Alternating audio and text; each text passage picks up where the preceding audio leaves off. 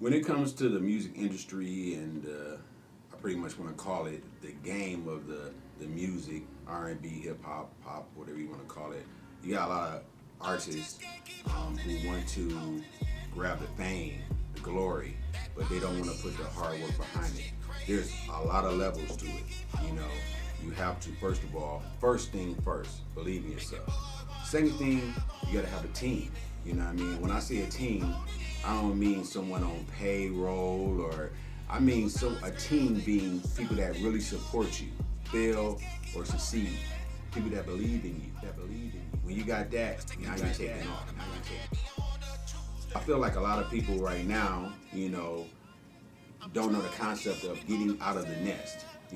If you're local, then you have to go to other places for other people to hear you, because the local ear is exactly what it is, the local ear.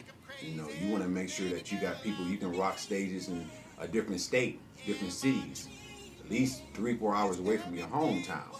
That way you're getting true feedback.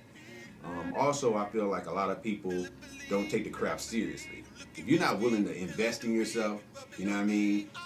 Buy you some plane tickets, buy you some merchandise to let people know what you're doing.